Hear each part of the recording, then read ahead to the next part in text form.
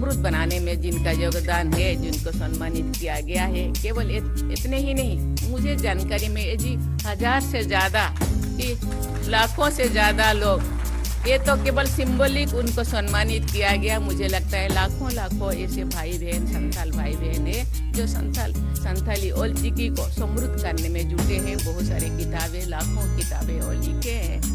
मुझे लगता है जहाँ उड़ीसा, वेस्ट बंगाल, आसाम में ये ओल्चिकी में यूनिवर्सिटी तक पढ़ाई हो रहा है और गवर्नमेंट ऑफ इंडिया में ने यूपीएससी में भी ओल्चिकी में कॉम्पिटिटिव देने के लिए भी इजाज़त दी है। इसलिए मैं गवर्नमेंट को बहुत बहुत धन्यवाद देना चाहती हूँ। हिंदी, अंग्रेजी, ओडिया, बंगाली जैसी भाषाओं के बच्चे पढ़ाई करें, लेकिन उसके साथ साथ अपनी मातृभाषा संथाली को ओल्चिकी लिपि में सीखना उसके लिए अत्यंत आवश्यक।